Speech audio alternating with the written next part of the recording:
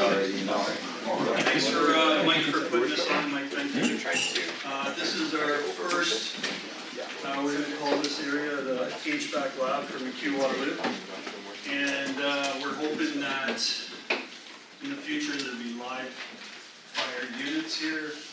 We can work on, we can test, we can troubleshoot and all those fun things. So stay tuned for more. Come January and the rest of the year, we're going to every month try to have something in here, whether it's Honeywell, Modine, who knows, all those things. This is being recorded, so anybody that doesn't want to record it, you got a criminal record, just let me know. If you don't want it to record it, we can shut it off. Just so you guys know, it is being recorded.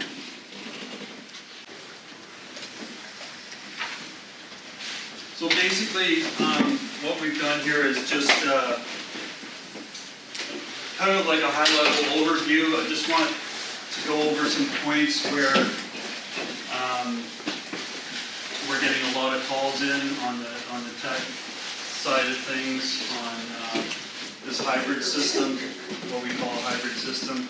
ICP calls it a crossover, and it's basically we're putting a gas furnace, their coil, and that's a mini split heat pump that we're adding onto that unit. Together with that interface that's on those tables, making it a 24-volt system so that we can control it with thermostat.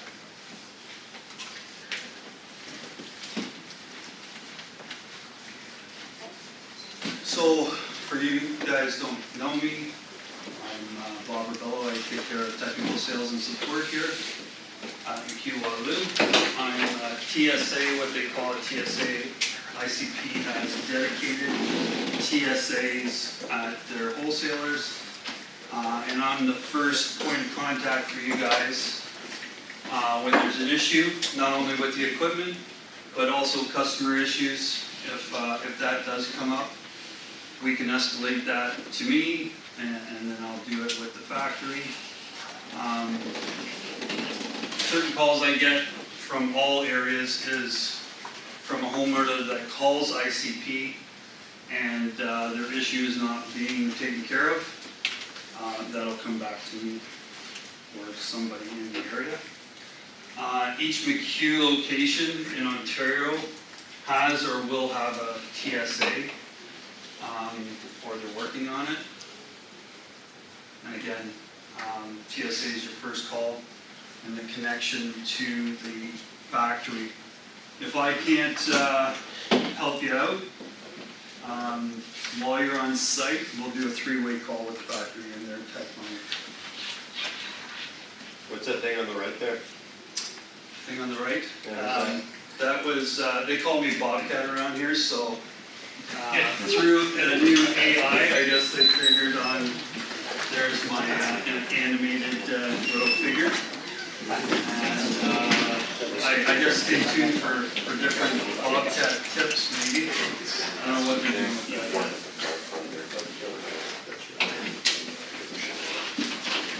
yet. I'm a refrigeration, AC, sheet metal, gas fitter. So I've been in your, I don't say that to impress you guys, I've been in your seat as a business owner and as a service tech. So we're all in it to learn together, and hopefully I can teach you something today. Sure. All right.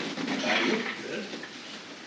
So basically, like I said, we're just going to go through some installation practices, outdoor placement and clearances of the unit, line sets, evacuation, wiring, and commissioning system.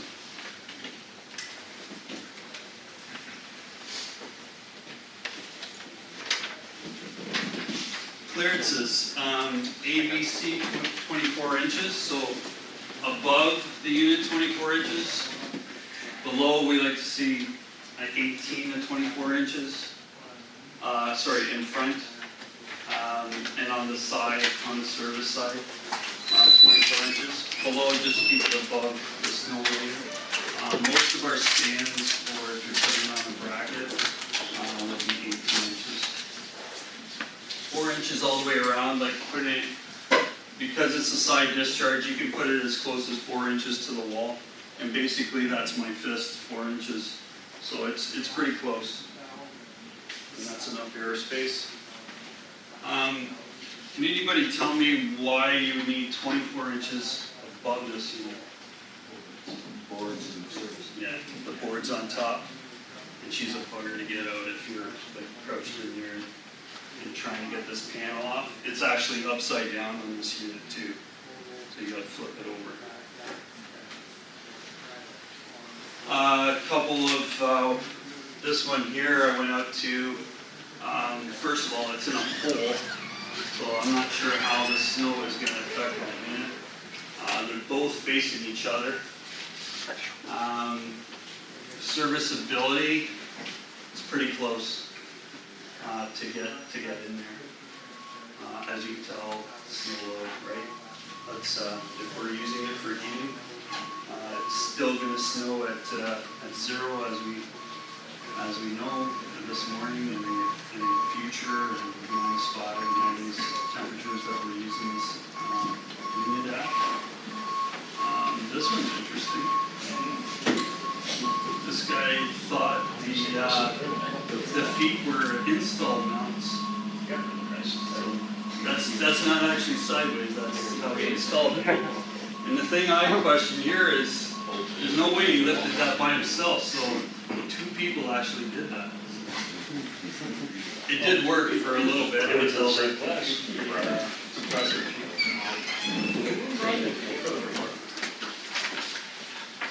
That'll be the call I get why the compressor's not running.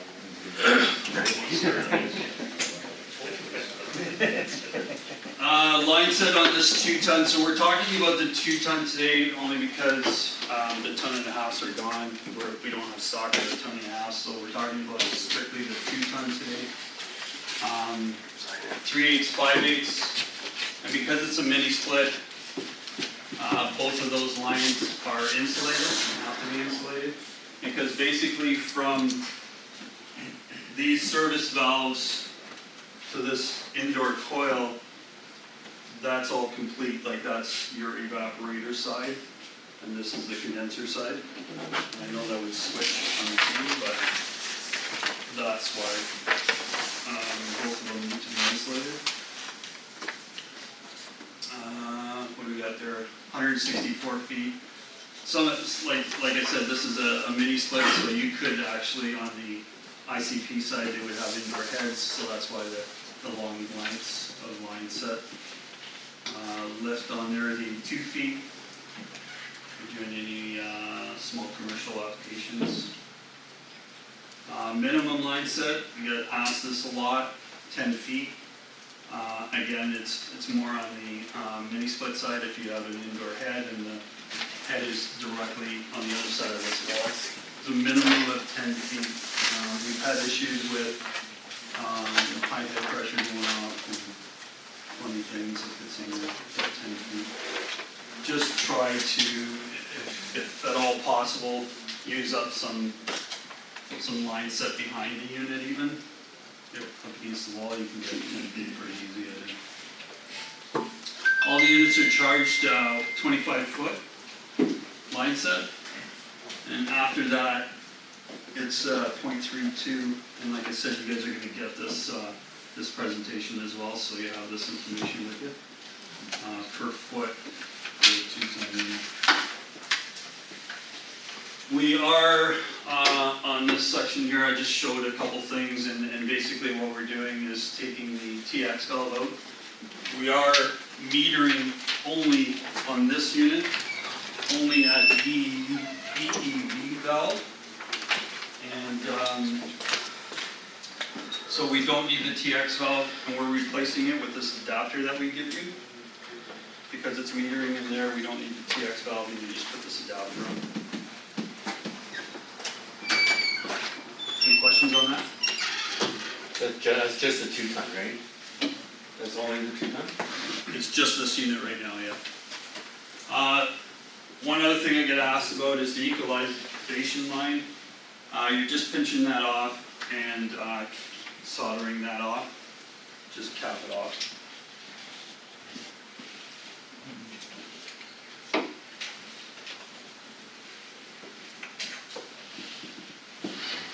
All the units on the outside, we're going to use those flare nuts. They come with flare nuts. Please use those flare nuts because they are robust. They are heavy duty flare nuts, forged, and they fit on there nice and snug. Once you get your flare done on there, please use a torque wrench. This is probably number one loss of charge tech call that I get in year 2 that it's installed. So they go back and for some reason it's always the unit's valve that's leaking, it's not the flare. You know what I mean? It's always a unit valve, but it's the flare. Since we started with NAVAC, and this is a great tool, this torque wrench, because it's adjustable. The calls on loss of refrigerant at the flares have almost disappeared. This is a great tool, it's adjustable. You can preset all these foot-pounds in it. It'll do a green light for you when you're at the torque for that size or for that foot-pounds, and it's an audible too when you get there. What I've heard from techs, and I haven't tried this on here, but they say that on the 1/4 inch, they're amazed how little they have to adjust it, or torque it, I should say, and on, say, like the 5/8, how much they have to torque it. So it just shows you, like, by feel, they weren't doing it enough or too much on a smaller line.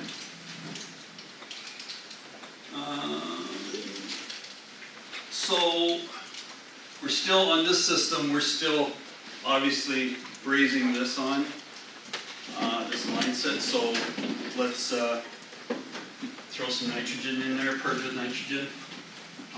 Just think about that EEV valve in there. It's got a lot of steps to it, and anything that's going in there is going to affect the operation of that EEV valve, which will affect your output of your unit.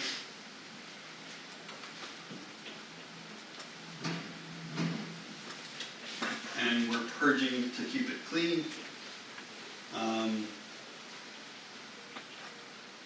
All that refrigerant that's going through in the bottom section there, we'll just wash that away and go into all those little ports and valves and screens and distributor lines and plug those in the EV valve and plug those. So we're basically, by purging, you're displacing of the oxygen on the interior, and when you're heating that up at a high temperature, if you don't purge, it's going to oxidize like that.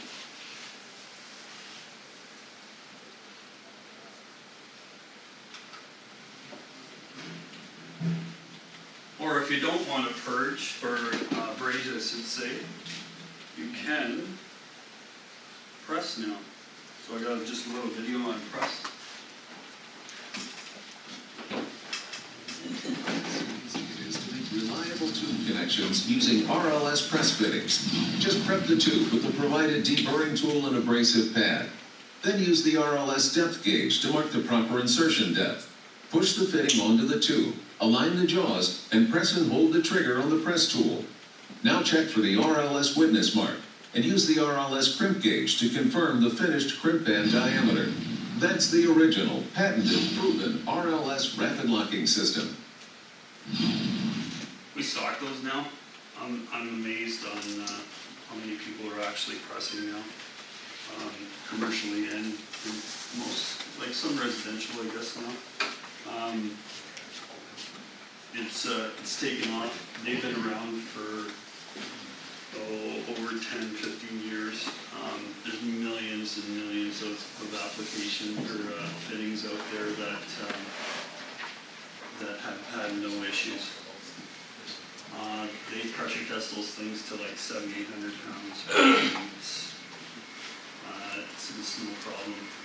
So something new to a lot of people, and a lot of people don't like new things and think the old way is the best way. But have an open mind, because it's these companies don't start up for the hell of it. They're patented and true and tested, so we'll start to see a lot of those out there. So I'm really gonna start sending the equipment, air conditioners and the like, just with the mail. Yeah, so last year on our unitary, on our cubes, I started seeing and started hearing from guys that the swedge on the 3/8 was not swedged anymore, like this, on the service valve, so it's straight, and they're getting ready for our new refrigerants that are coming, the AL2. Flammable, a little bit flammable, I would say, refrigerant, so they're getting ready for press. And the next step, they're gonna do this suction line and make it longer and not swedge it. Any questions on the RLS? You're in the jaws as well. Yeah, the jaws, yes. So a lot of guys already have the M12s and the M18s, Milwaukee, right? Yeah. Haven't seen, there is no M12 in Milwaukee for the low press or refrigerant. Yeah, it's just the M18. Sorry, we have their brand that they use in the States. Those jaws will fit on the M12. So we'll have those jaws for the M12. I'm not sure if we have them in stock, but we'll have them for sure. So yeah, it's just, there's no jaw that Milwaukee makes, but the other jaw that these guys have, or whatever, Clunk or whatever they use, a name brand, it'll fit on the Milwaukee M12. That's good to know. And I think like the M18 is a little bit, of a brute to hang on to. At the seat, you don't really need it for refrigeration, so maybe for gas. All right, we'll keep on going here. Evacuation, I believe on an install, on an AC install, refrigeration install, evacuation is the single most important thing. During the installation, which can cause your unit to run efficient and for a long life. So what we're doing for evacuation is we're lowering the pressure in the line set or the system with a vacuum pump to ensure it's a tight, dry system. We're removing the air, nitrogen that after the pressure test, any water vapor in there out of the lines. And again, failing to do this, you run into the risk of it running inefficient and corroding internal parts perhaps with moisture issues. We're going to use a vacuum gauge which measures microns, so very small measurements. Obviously you guys know, I'm hoping that a lot of people are using a micron gauge now. Industry standard to vacuum to below 500 microns. I like to see it lower than that. And then valve off the lines and turn the vacuum pump off, isolating the lines. And do your vacuum test. I'm not sure how many people are doing vacuum tests or decay tests, but basically you're shutting everything down and watching that vacuum to stay and stabilize. It'll rise a little bit. These numbers that I have here, 500 and 1,000, I'm hoping that we're below that. This is just industry standard. This is a carrier standard that they'd like to see. But I'm hoping that, you know, with a good vacuum, clean lines, and hoses that you trust, you'll get below that. If there's a rapid rise on the gauge, you either have moisture problems or contaminant or a leak.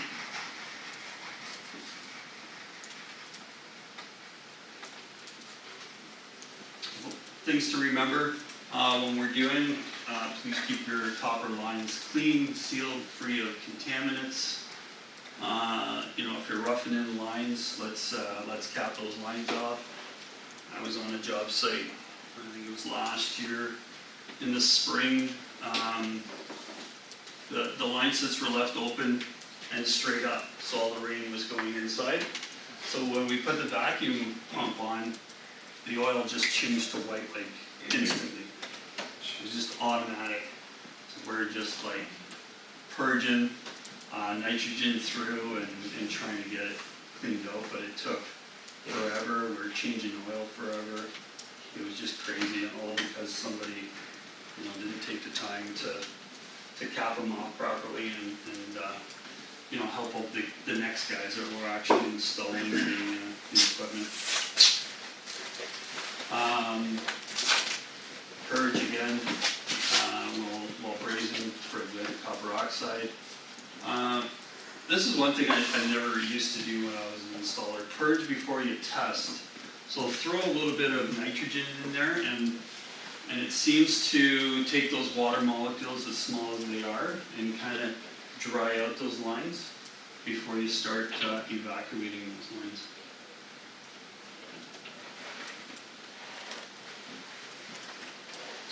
Do your pressure test as well. Test the vacuum. We trust that oil's good.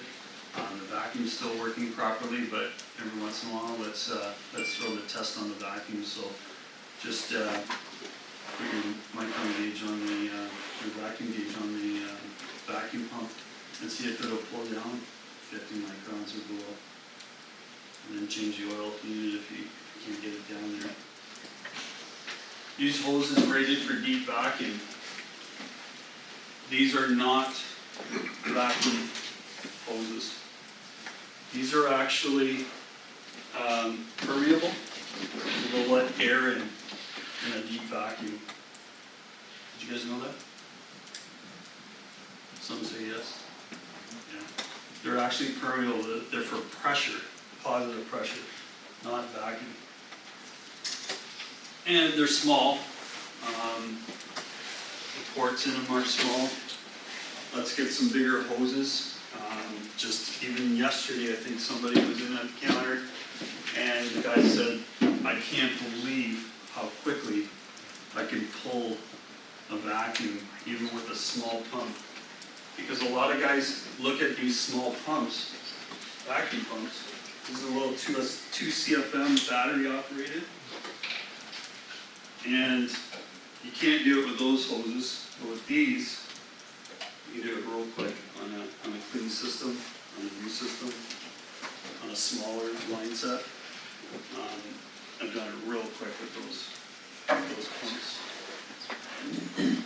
There's a NAVAC kit that has 2 of these hoses and Schrader removers and the vacuum gauge all in one. And the reason why I say that is we have all the test equipment for gas. Sorry, I went ahead there, didn't I? We have all the test equipment for gas furnaces and analyzers and all those things. Let's have like a vacuum set that we know and trust.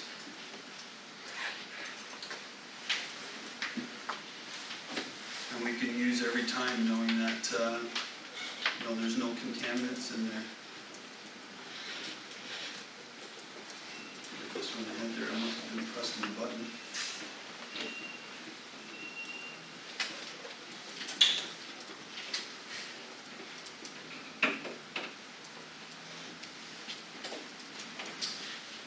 So, where are we? Change the whole thing. So the analogy I have there on that one here is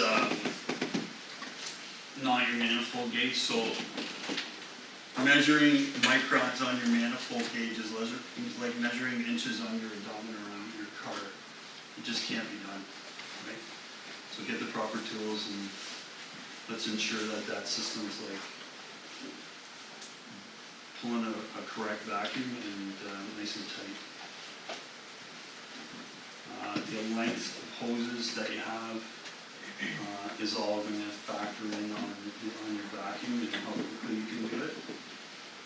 And like I said, specific hose for vacuums, so not hoses that you use for refrigerant.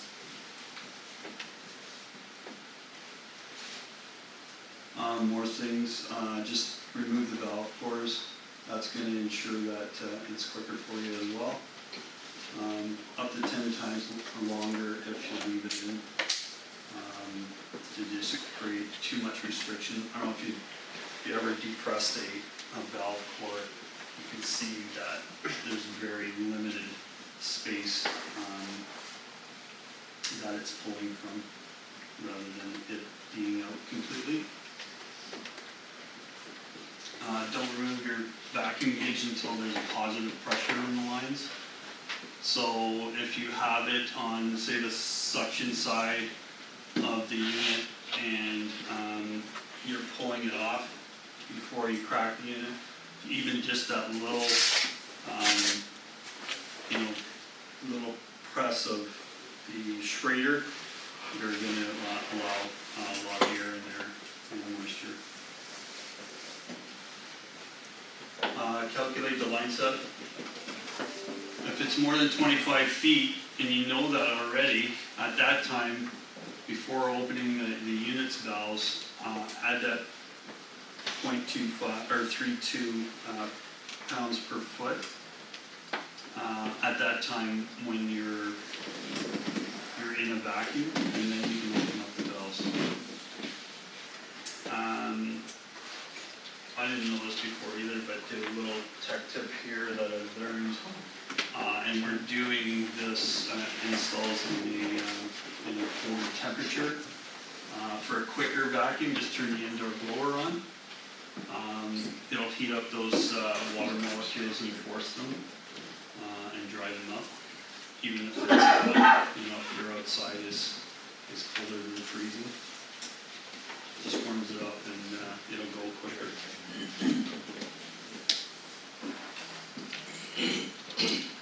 Alright, I'm going to get into some wiring. Basically, this is a picture of the main electrical connections in this unit. So we have 1, 2, and 3 on that unit, and the sticker below actually says L1, L2, and S. 3 being the S is the signal terminal. 1 and 2 being your voltage. So that signal terminal is important when you're in the ultimate throwing a new unit. And then it happens again. So on the right hand side, what I've done is just showed you how to, and you can just use own this out. And basically what I did is I've gone to the earth ground, which is at the top here, and my unit ground, which is in the black one down here, going out to the unit or out to the disconnect. And if I am 3 ohms or less, I got a good ground. If I'm more than 3 ohms or more, wherever it is, I got a bad ground, an earth ground. So that's a safer way, I would say, to do it when you're looking at the electrical panel in a home. If we have continual issues at a place, that's where I'm going to go first, just to ensure that their ground is proper in the house. In these older homes, like in the 50s, they have no ground, so we've got to get that fixed up first, especially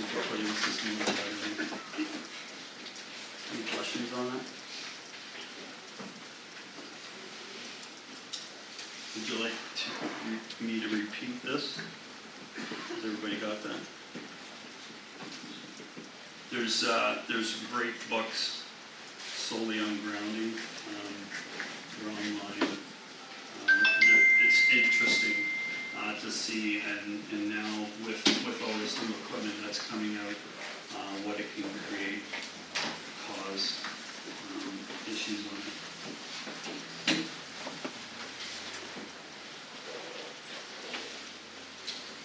Surge protection.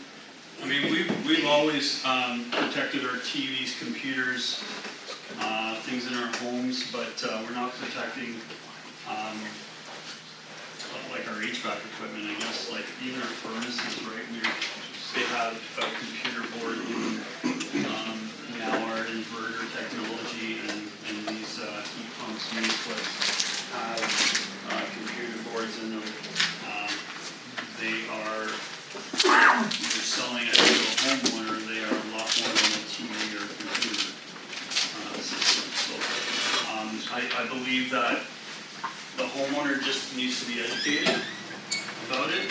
I know it's an extra cost, but I think it's a money maker for you guys. You're doing the disconnect anyways. You're putting it out there. Lightning strikes, or potential of a lightning strike, or sorry, when a lightning strike hits, I mean, everything's gonna go for a shit anyways, like TVs, whatever's in the house. This is not stopping a lightning strike. What this is doing is it's protecting the system from surges and brownouts. It's the influx of over voltage on a system. It'll take the hit, not the unit.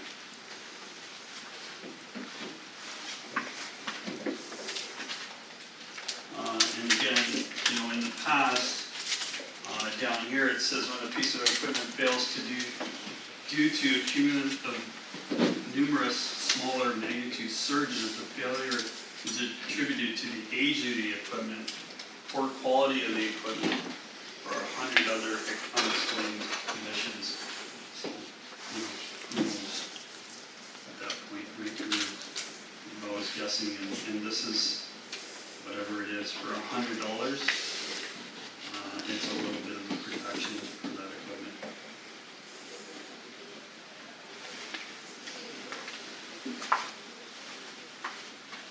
We're going to get into some interface wiring. And this is probably, you know how leaks were my first? This is probably my second most tech call that I get on this equipment. You guys hand these out to everybody, just on the lines here. I don't think I have them. I don't think I have them.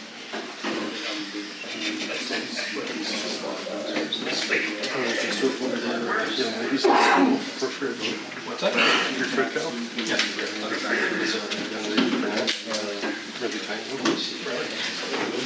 Oh, what's happening?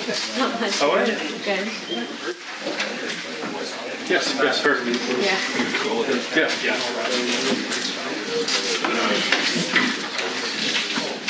We are going to start on the side that doesn't have the color. You don't want to see it?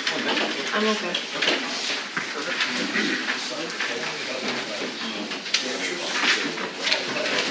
You're not going to hit one. Yeah, all it has up here is 24 volts there, but it's low lighting in this section.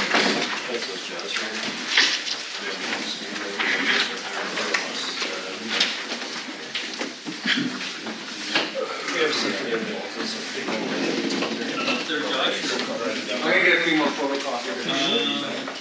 You might have some more. Oh, is it a problem? Oh, yeah, we found those guys were called originally Zach, and this is designed for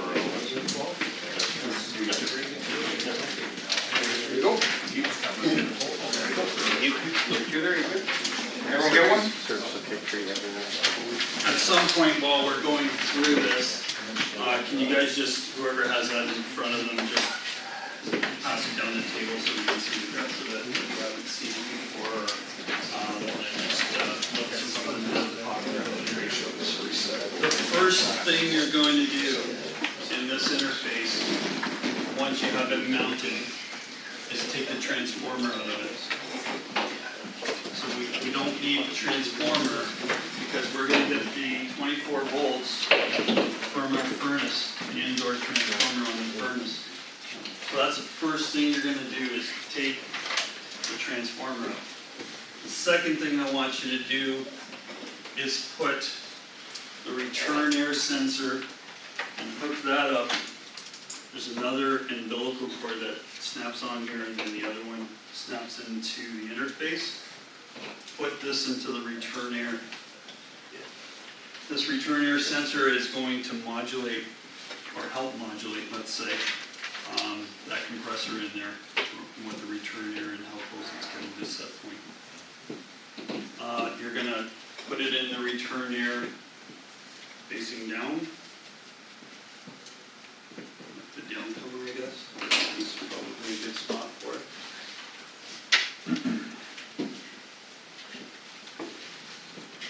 What's the first thing you're going to do when you mount after you mount the interface?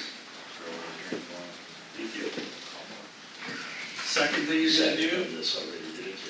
Second thing you're going to do? How far will you want Mount that sensor. How far will you want from the bypass roof? That sensor? Yeah. Like how many feet down or upstream you want that? 2.5 to 4 feet. Yeah, you don't want that affecting that sensor. Upstream? Yeah.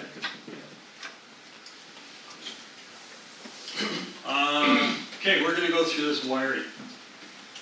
So now that I've taken the transformer out, it was sitting right here. Right? It's out now.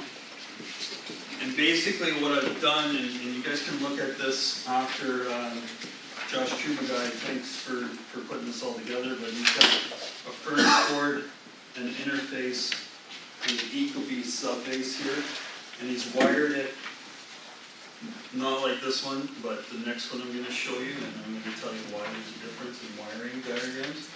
This one I took out of the manual for the 24 volt interface. But what he's done here is left the pigtail from the transformer on these. Can you guys see that CN 17 and 16 there? Right there. So what I've had guys do, and they're just savage about it, is they rip this thing right out, and the board like just crumbles.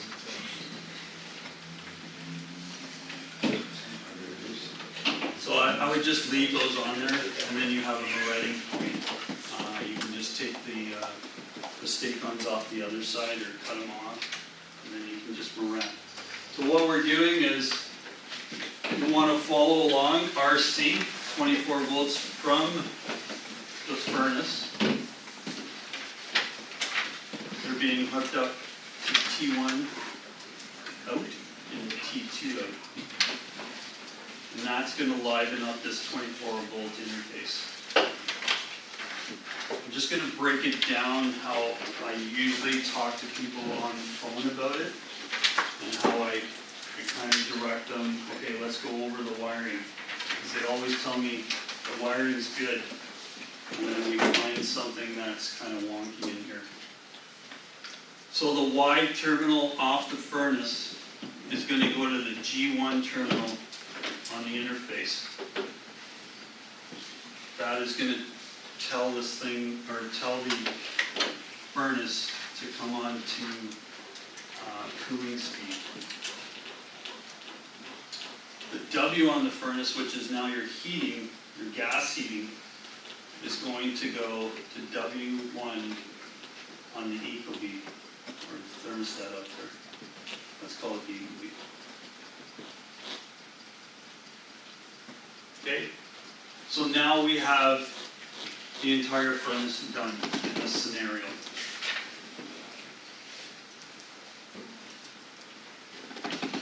RC to liven up the stat is It's gonna come down to the interface RC right there. That's gonna liven up your thermostat, because we already livened up this with the furnace.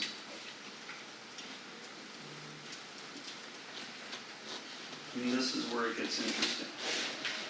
So right beside the interface, we have a relay. You need this relay to go from heating to cooling on the heat pump side. This unit and only this unit energizes on cooling, the reversing valve. It energizes on cooling. That's how we do it here in North America. All the other units that you're gonna see that are heat pumps or standalones or hybrid systems, they're gonna energize on cooling. The new version that we're gonna get of this, that has all of this stuff built into the side of it, it's gonna energize on heating. But this one energizes on cooling. So you may wanna put that at the top of this. And I'll show you how to do that on this Ecobee in just a few slides. So basically, sorry. Go back. O on the Ecobee is going to go on the coil side of that relay that we have there. The other side of the coil, common side, is going to go to C on the interface. So now we've got that O coming down right at the coil, and the other side going to C. Y, on the Ecobee is going to be Y1. Y is going to your common on your relay. Normally open is going to go to your Y on your interface, and normally closed is going to go to W on your interface. When O closes this coil, it's going to close this normally open. And it's going to turn on your compressor for cooling. Energizes on cooling. It means it's going to pull in that coil, close this normally open contact here, and start the cooling. If heating calls on the heat pump, it's not going to energize O. It's going to go through the normally closed and bring on your heating. Everybody good with that?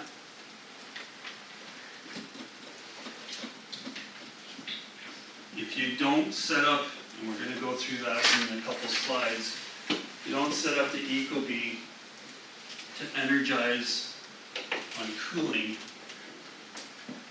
when the Ecobee called for cooling, let's say, it wouldn't energize, and then this thing would start heating. Right, it would be opposite. So you'd be calling for heat, and it would be cooling, and you'd be calling for cooling, and it would be heating. Right? So this one, like I said, in the manual, 6 wires. When we started with these, I got right away the call saying, the customer says they like their continual fan speed on low speed from their thermostat, and because we did this, now they can't adjust that from the thermostat. And I said, that is correct. So, I did this. I added one more wire up there. And if you flip that page over, so instead of 6 wires, there's 7 at the thermostat now. Basically, I've added that wire to G on the furnace, that green one. And tank. We're calling that Y2, but I'm gonna show you in the slide when we set up the Ecobee. Y2 changes to G2, so I've got two fan speeds on Ecobee that the Ecobee allows us to have multiple speed configuration on its programming. So now, when the customer wants low speed fan, or I like the Ecobee because you can program the fan so many minutes per hour if you want on low speed. Now you can control that low speed fan on an ECM blower or X13 blower or wherever you have on low speed.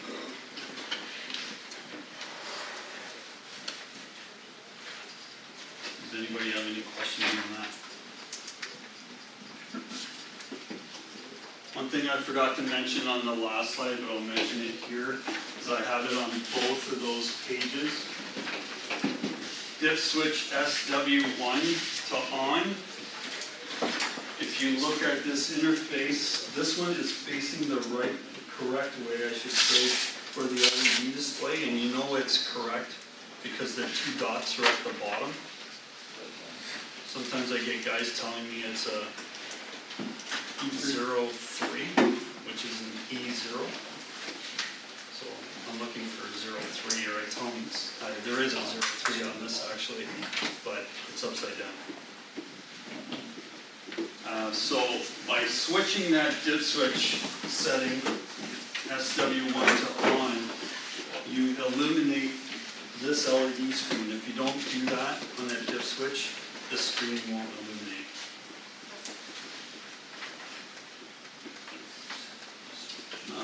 On the cover, there is a little plate on the cover that you can take this off so people can see in it. I don't know if you want the homeowners seeing it, but for you guys, all you gotta do is take two screws off. Because for you guys that didn't install this before, it's a bear to get this thing off the cover. So there's two screws here. You can just take it off if it's got a newer code in it, and you can see inside.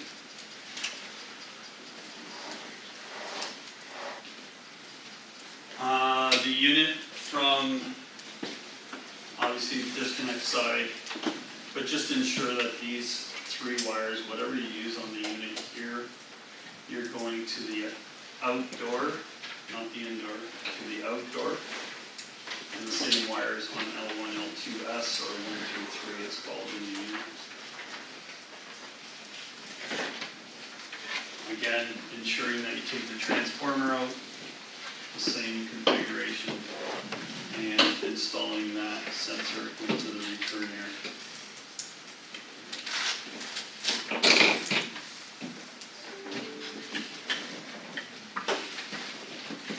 Okay, you good with that? Is there anyone that, and we can take it slow, but we're putting this on for you guys, so is everyone comfortable with the relay side, the transformer out? Any questions about the hookup for the Ecobee? If anyone's got a question now on wiring, we just want to make sure we hit it. Because if you're thinking it, someone else might be thinking about it. Can we return a bucket load of transformers for credit? Scrap, you bet. I'll give you a free hat. You didn't say what kind of credit for you. Sorry, have you watched? So with the first side, you can wire G, so it's one fan feed, but this other side you can go between that fan feed as well as another one. So I'm going to show you how to do the multiple speed on this side, but the other one, this interface was just bringing on your cooling speed. Because cooling speed in the furnace we use for the heat pump on cooling and heating, solely. How are we doing on time here? So I'll tell you guys, we have 4 o'clock now if anyone needs to make a move there. But obviously we scheduled this at the end of the day for, before just running late there. Everybody good for time? So we're just going to go through some commissioning, why it's important. I think as an HVAC industry, We owe it to the consumer to make their houses comfortable and energy efficient. I mean, this is why we're putting these heat pumps in. Let's make them as efficient as possible, working as efficiently as possible. So I just put a couple of points here, and by no means is this everything that you should be looking at, but you should at least be looking at these items. Equipment sizing, charge, is it over, under, just right? You wouldn't want your mechanic to inflate 3 tires and the 4th tire is not inflated or half inflated, and you're trying to go down the road or down the highway. It's the same thing with charging these correctly. Duct leakage in a house, you want every BTU to get in there. Airflows and airflow settings. Let's check those out.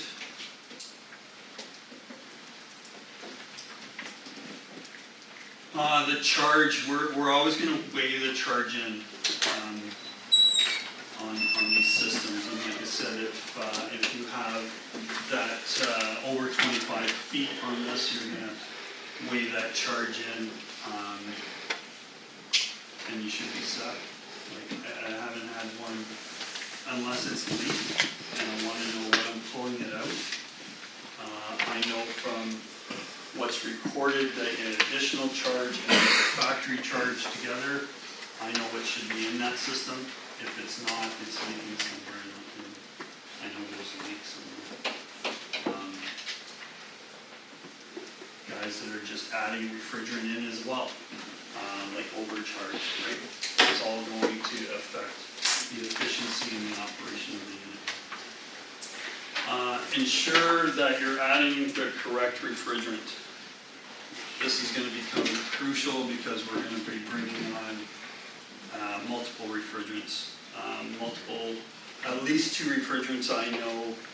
One is the carrier side, the ICP side, R454, and now our 32 is the other mini split side. So we're going to have multiple refrigerants in the vans, as well as 410A, because we're not going to get away from that for a while.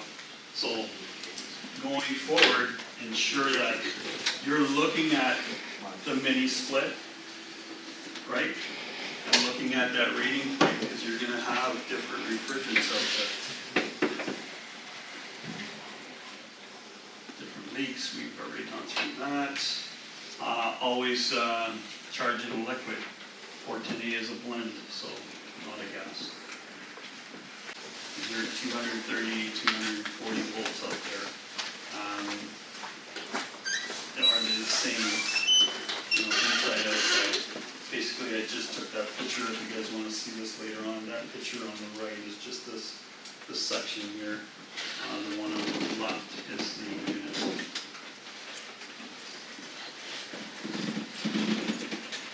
Airflow, total static pressure.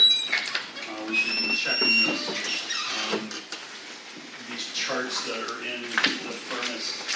I know it's daunting with all the dip switches. We're going away from that.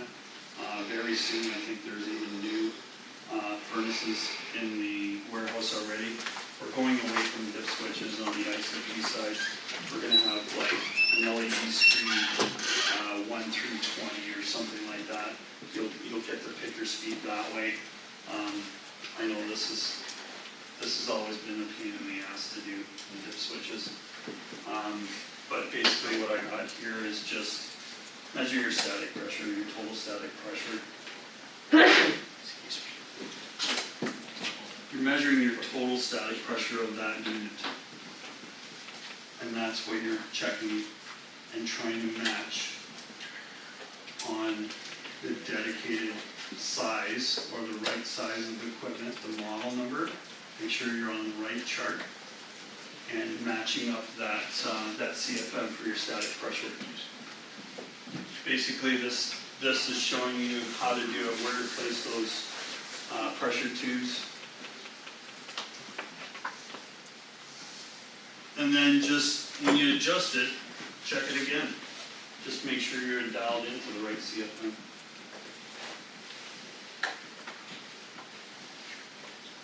Okay, we're gonna go over the Ecobee.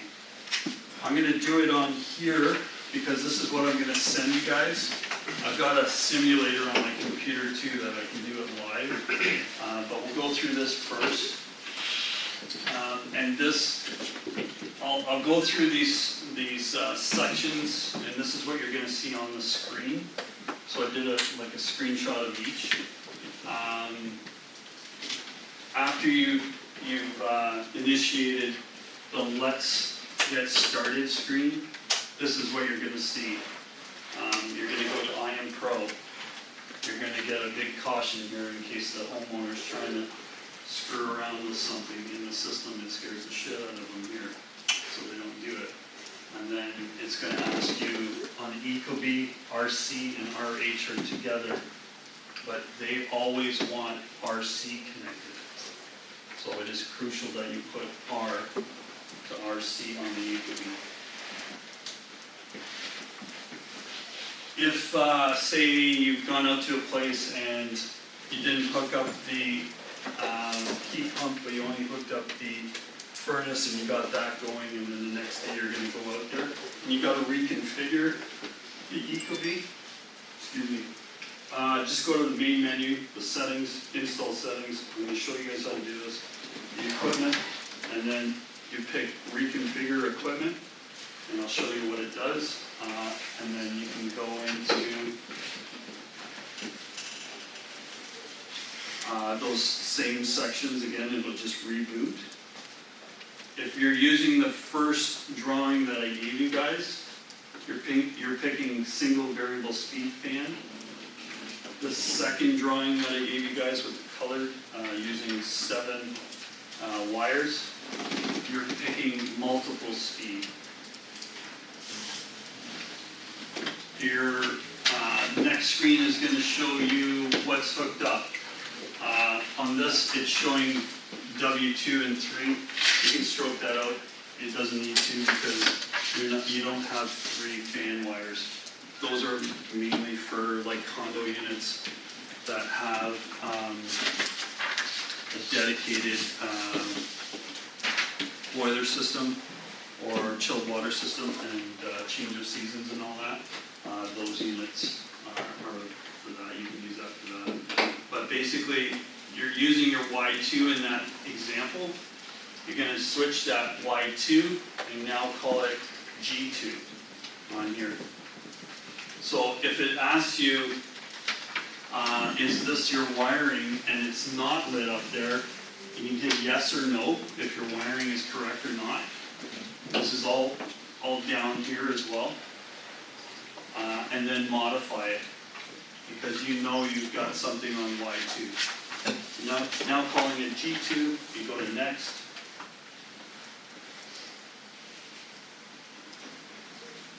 It'll ask you about OB over here. As soon as you have a wire hooked up to OB, it knows it's a heat pump. Now it's going to ask you if it's geothermal or air to air. This unit is energized on, thank you, on cooling. This is a default in the Ecobee. I just want you guys to be aware because the next generation, you're going to need to switch it. So just make sure you're looking at this. This one is cooling. The next one is going to be allow the heat pump and the auxiliary heat, which is our furnace right now, to operate simultaneously. And that is a big no, because our evaporator is on the supply side of our heating source, which is our furnace. So we don't want the heat pump working while the gas furnace is working, increasing the head pressure of the heat pump, or the refrigerant, I should say. Okay, so that is a disable here. And then this final one, it's going to ask you at what temperature do you want the heat pump to shut off heating, and now you use your auxiliary. And the economical balance point that we see for gas, you may wanna write that down, is -5 to -6. On the Ecobee is -6.7. That's what you get to choose. If I was doing propane or oil, I'd probably bump that up to like -9, -10. So basically, this thing is pumping out as much heat in those colder temperatures as possible. And then when it shuts down, what you have it programmed for, the gas heat will take over, or the propane, or the gas you have. I think this is where. Just gonna go over that Ecobee real quick if I can.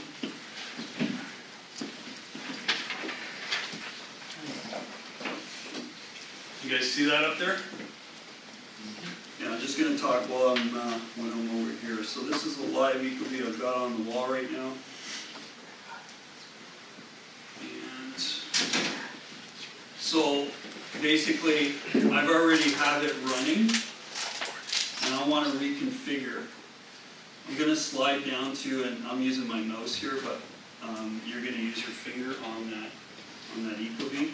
I'm gonna go down to settings, installation settings, equipment, and then there's that reconfigure equipment. It's now going to reconfigure the whole Ecobee and start from the beginning. And that's where we started. I am Pro. Next, here's that warning. This is like a contractor pin if you have that with your homeowner and looking after their place. Not a lot of people use these. So you can just hit skip there, it goes to the next one. That's when it asks you about the RC is connected. Yes. Here is where you change it to multi-speed. I'm gonna just do the multi-speed one here so I can show you what it looks like. So I picked multi-speed, and it knows that I have a wire on Y2 / G2. It's asking me, is this your wire configuration?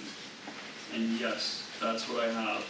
RC, G, Y1, G2, O, C, and W. Right here. Hit yes. There's the change that I changed it to G2. Celsius. It's an air-to-air heat pump. It reversing valve operates on cooling, energizes on cooling. I want to disable that, right?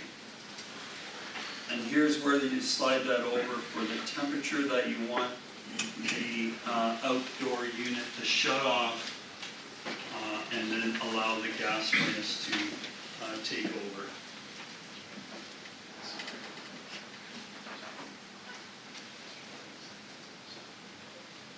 It's a furnace. This is one I get asked quite a bit. Do you do the thermostats controlling the fan speed, or the fan, or by the furnace? I like the thermostat, and only because, like I said in the Ecobee, there's so many different parameters you can use. But on an off cycle, if this thing's been heating, the heat pump's been heating, this coil is still a little bit warm, residual heat on it, I can actually tell the Ecobee to turn, or allow the fan to keep running for a certain allotted time. So I'm getting some residual heat off of this coil and then shut off. The other way, if you go with the furnace, there's the call is finished, the blower is going to shut off. Unless they have like a continual airflow, and you get some of that anyways. But just to show you the difference on the Ecobee. And then if you hit next, you go back, you can look at the wiring again here, and you see that G2 is now picked there. It is the reversing valve is energized on cool, it's an air-to-air, and it's disabled for auxiliary. It's just a recap of what you did. Ecobee's controlling the fan, and there's that reconfigure again, but I won't hit it. And then you just go back.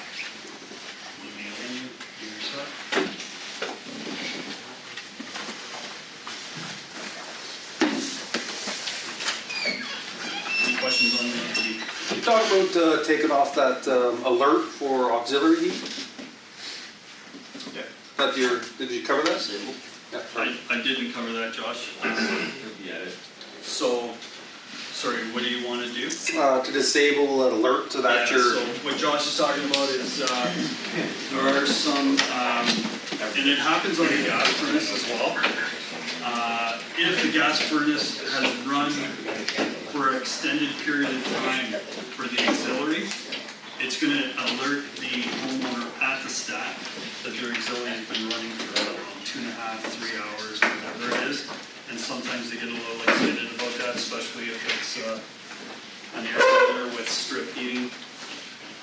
So you may want to turn that off. Do you want me to show them where that is, or? it's alerts and disable, you can home into exactly what you want to disable. Yeah.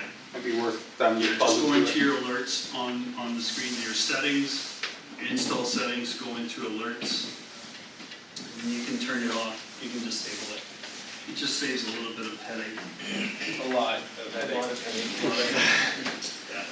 A lot of unnecessary phone calls because they don't know what's going on with what the thermostat or their backup heat, let's say. And I get a lot of it with air handlers and strip heating. Startup, so basically on startup, this is just a sequence of what's happening, what you'll hear. Put the system into cooling. Did you hear the actual reversing valve shift? You'll hear that shift when O is energized. And then confirm the startup sequence. These are the sequences that you'll hear on the cycle. Did you hear the EV valve step up and down? Did the condenser fan start up? This condenser fan has to start first, and then the compressor. If the condenser fan fails, nothing will happen. If the condenser fan is stuck on ice or snow, nothing's going to happen. It's going to throw an air out. Did the indoor blower start up? Is it cooling and heating? Do we have it set up right? In the Ecobee, did we set it up right for energize on heating or cooling? It may be working, but it's heating instead of cooling. And then I just got on heating, did the reversing valve let go? You'll hear that shift. Confirm the sequences again, it does the same thing. Sorry, on cooling, the temperature difference, you can measure supply and return. Are you getting roughly between 15 and 20 degrees differential? On heating, are you getting between 25 and 35? Just a quick sequence of operation, what's happening. And one thing that I just thought of when I talked about this fan, some guys have called me and said, the fan's going backwards. And this was early on. Yes, it does go backwards. It's on a satisfied call. So at the end of the call, everything's satisfied. Before it shuts down, when it's shutting down, it stops. And then it starts spinning backwards. It's just a cleaning procedure that they have programmed in here to blow anything off the back that's on there, like leaves or a bag or anything. So they're just blowing the air across the coil on every satisfied call. I don't know that anybody else does it. Medea does it. Just so that everybody's kind of aware how the defrost works, what to explain to your customer. You should explain defrost to your customer. They're not used to heat pumps. So this thing's shaking, rattling, and rolling out there. In the olden days, on the McKeough units, we have timed routine defrost, which is operating every 30 to 90 minutes. It's timed. It is off as a sensor as well, and it lasts from 5 to 15 minutes. We used to have defrost boards on those units. Now it's a little more intuitive. We have sensors on the back of the unit measuring that temperature of the back of the coil. It could go into a demand defrost if it wants. Basically, what you'll notice is the condenser fan stops. The refrigerant starts in reversal and now goes into like a cooling mode and starts melting the ice off the back. They're going to, and it happens rapidly. Has anybody ever seen this on defrost? It's there's steam coming off of it. There's water dumping down. The thing looks like it's hissing. It's doing a bunch of stuff. And for a homeowner to hear that or to listen to that, it could be freaked out. Like I said, steam vapor. It's just a warm coil hitting the ice, right? Could have a cooler indoor air. It's mainly if they have the continual fan on, because this unit or this interface will shut off the main fan, but if they have that low fan on, they could feel some cool air. And now you're throwing it into cooling basically, and it could be flowing across that evaporator coil. And just the sounds and noises. It does sound like that's grinding, and it's just a refrigerant going through the unit. The interface doesn't cycle the indoor fan on a defrost? Cycle it on, Yeah, will it turn the It'll- furnace fan on? they'll turn it off on the defrost. The furnace fan? Yeah. But what I'm saying is, like, if they feel cold, maybe they have it on continual fan or low speed fan, so. Hope that helps. This QRL code, it finds all our locations right across Ontario. Just need a snapshot of it and it will